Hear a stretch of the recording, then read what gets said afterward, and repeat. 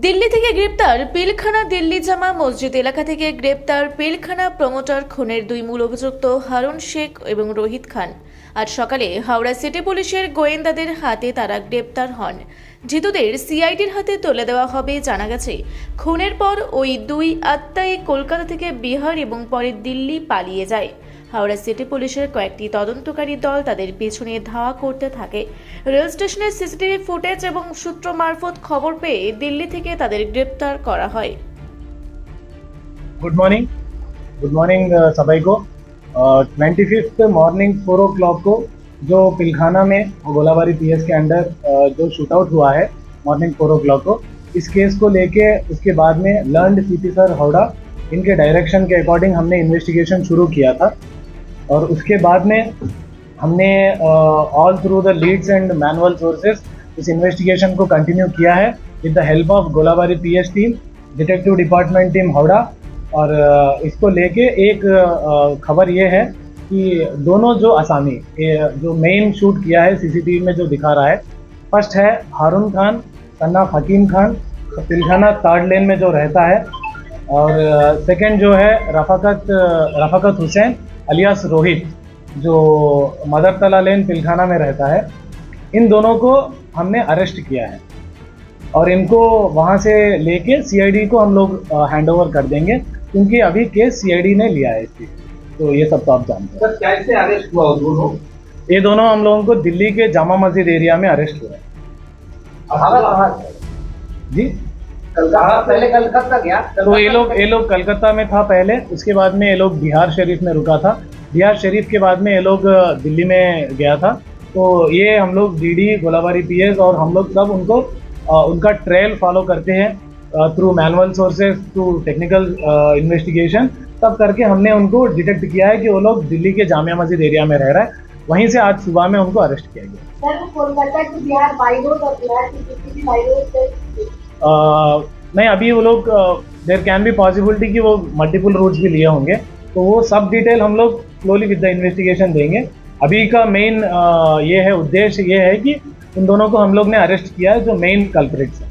उन लोगों को कहाँ पे अदालत में भेजा जाएगा, कहाँ पर? तो वो सब कर रहे हैं हम लोग। सीआईडी के पास अभी इन्वेस्टिगेशन है, तो सीआईडी और हावड़ा पुलिस के अकॉर्डिंगली वो नेक्स्ट प्रोसीजर सब कुछ होगा। और एवरीथिंग अंडर द इन्वेस्टिगेशन है, तो सारा डिटेल हम लोग थोड़े दिन बाद पूरा ही दे देंगे। वो लोग आ जाएंगे हावड़ा। अभी वो लोग को रवाना शुरू हुआ है, दे विल रीच हावड़ा। कितने बजे हुआ? अरेस्ट आज सुबह में हुआ है, अराउंड 11:30 to 12 o'clock के बीच में दिल्ली से हुआ है।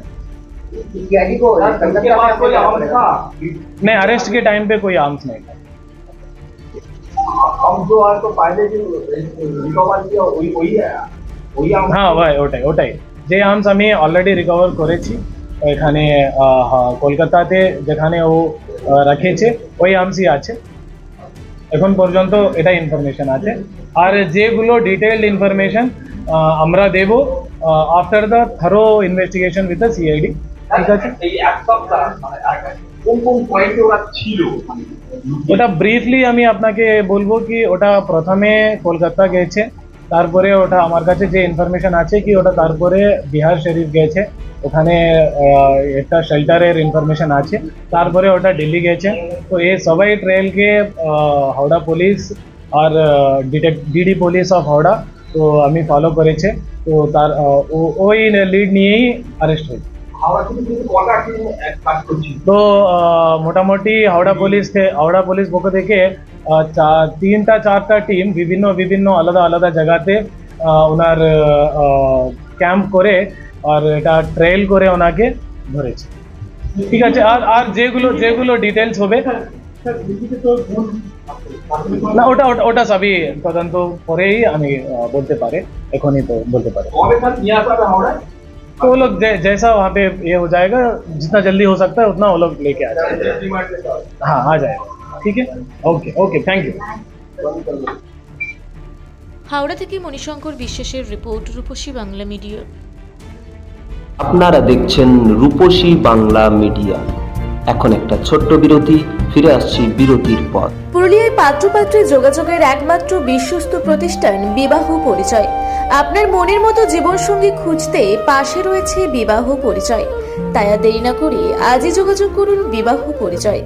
Municipality commercial complex, second floor, Chaibasa road, opposite PWD office, Purulia.